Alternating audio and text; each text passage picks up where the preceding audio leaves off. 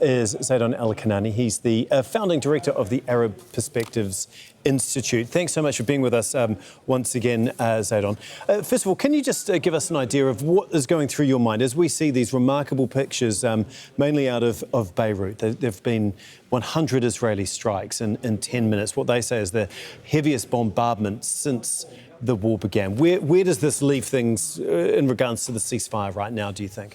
Yeah, of course, it's very unfortunate to see that such an humanitarian disaster and almost a genocide is being conducted against Lebanese civilians who have nothing to do with the politics of Hezbollah nor the Lebanese government, if we were to look at them in a different way through the Israeli lens.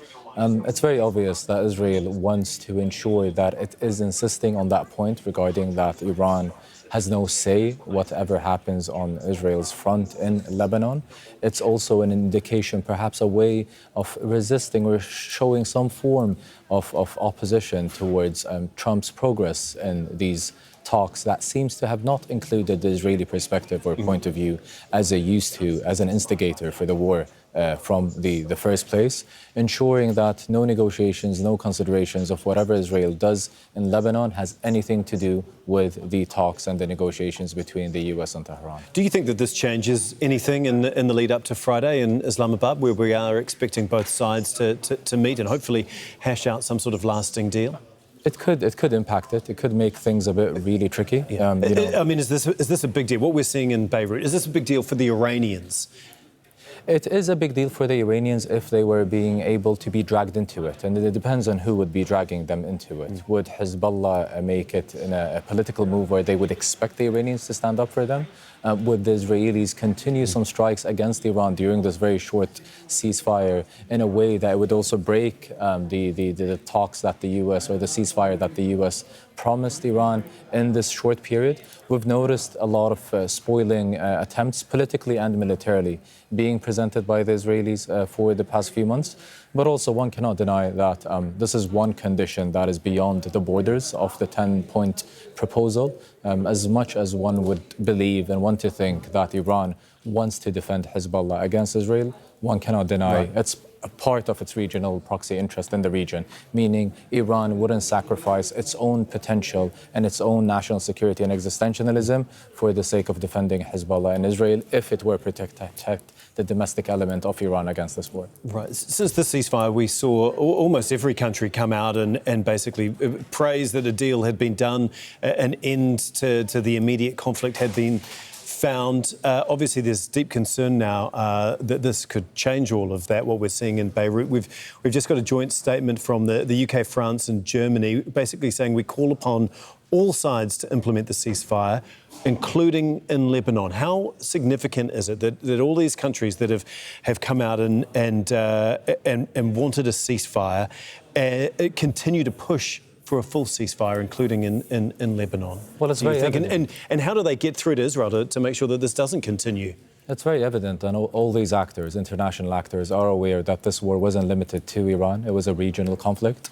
It included a direct threat to many countries in this regional neighborhood, including the GCC, and more drastically in Lebanon, as Israel decided to conduct its military occupation against some Lebanese lands in south of Lebanon.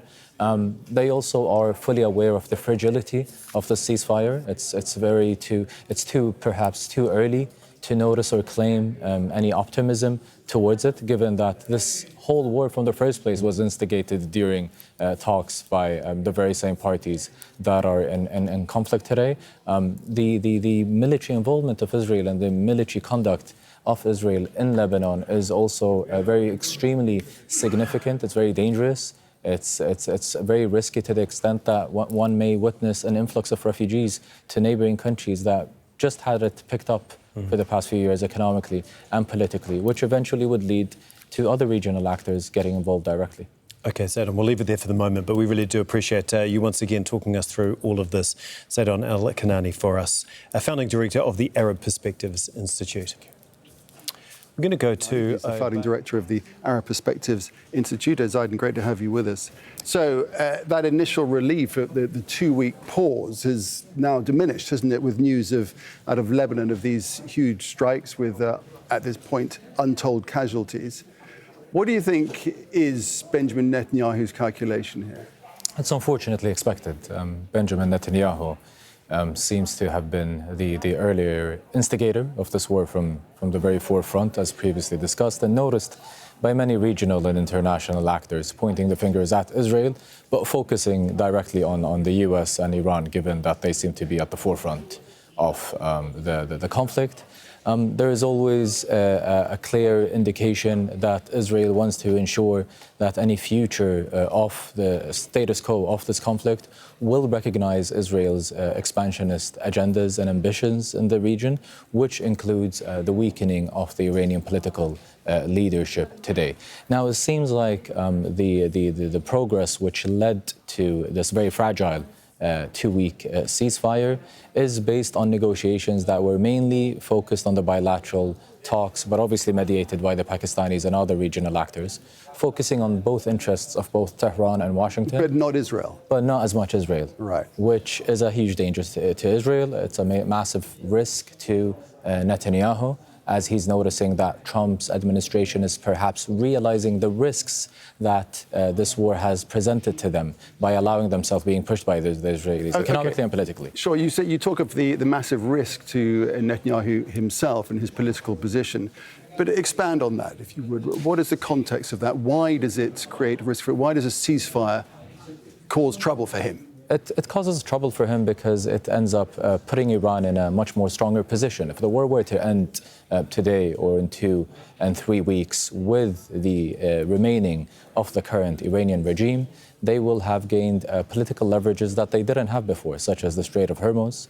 The limitation of their proxy network in the region wouldn't be focused upon as much, given that new cards have been on the table, which is the Iranian direct targeting and threatening of the existential national security of the GCC countries. The conversations before towards their potential stockpile uranium and their ballistic missiles doesn't seem to be at the forefront of the priorities of the Americans anymore. If anything, if this war were to end the way it would today or in 2 weeks or in a few weeks, with the Iranian leadership continuing to being in power, it means this war gave the Iranian leadership and the political class much more stronger leverage cards than they ever had before, which was definitely not the plan and the rationale and the objective that motivated Israel to push the US to conduct this war. All right, Zeidon, well, we're joined now by Abbas Aslani, who's a senior research fellow at the Center for Middle East Strategic Studies, joins us now from Tehran. Abbas, welcome to the conversation. So what's your sense of what we are seeing happening in Lebanon and these enormous strikes that Israel is conducting, even in the heart of Beirut, in areas not normally associated with Hezbollah? And what implications do you think it might have for this 2-week ceasefire? Well, what has started so far is not the end game, but it is the starting point. The path ahead could be somehow difficult and challenging. And what happened as of this morning indicates that how complicated the situation could be, because number of regional players, most specifically Israel, are against this process. They want to make sure that this could be a prolonged war, and specifically because they were sidelined from the political process, they are not happy with it.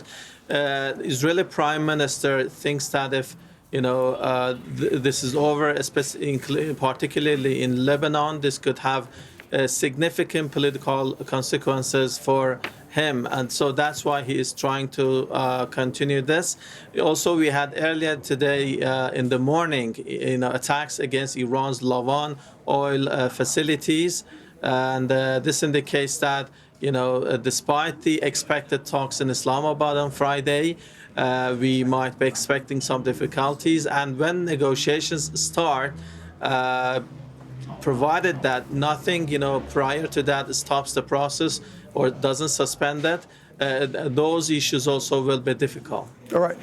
Abbas, do you think this dramatic, violent uptick that we're seeing in Lebanon, in Beirut, as I say, and in the south, do you think that is creating danger of the ceasefire agreed between the United States and Iran, danger of it imploding? Yes, that is serious, because one of the major conditions required, at least by Iranian side, was to stop the hostility on all fronts, including Lebanon. And also Lebanon does not want to return to the status quo before the aggression, meaning that despite the ceasefire in 2024, Israel kept attacking different parts of that country, several times. There were thousands of violations for the previous, ceasefire. And Hezbollah wants to make sure that that model or style is not re-adopted. So that's why they want to make sure that this will stop at some point. That is important for Iran. And this could also risk derailing the process or maybe pushing Iran to suspend the upcoming talks, or maybe resumption of the war could be likely in that scenario, and the Strait of Hormuz again, being closed. So this is risky, and it depends on the coming hours what the United States does. They can control Israel, and we have to be watching that what U.S. President Donald Trump will be doing in this regard. And Zeidon, this is the thing, isn't it? The danger here is that Benjamin Netanyahu, by his actions in Lebanon today, may be trying to, or possibly is, from what Abbas is saying, trying to force the Iranians to respond and thus break the ceasefire. It definitely could be a way to instigate an Iranian response. One can also imagine that Israel might continue some of its attacks even towards Iran by claiming that Iran was involved in this war in one way or another. However, Iran has had an experience before where it has been able to differentiate between its regional proxy network and its very own national security existentialism, given that the war is domestically in Iran today. As much as one would want to believe that Iran would get involved in a war defending Hezbollah against Israel, there is also a limitation and a very thin line between how much are they ready to sacrifice their progress in their talks with the U.S. To defend Hezbollah, and to how much would they want to ensure that they are protecting whatever progress they have achieved so far. All right, the situation is fragile, I think that's the word, isn't it? Yep. All right, Zeidon, we're going to leave it there. Zeidon Alkinani here in the studio, and Abbas Zeidon, thanks very much indeed. We'll see you a little bit later.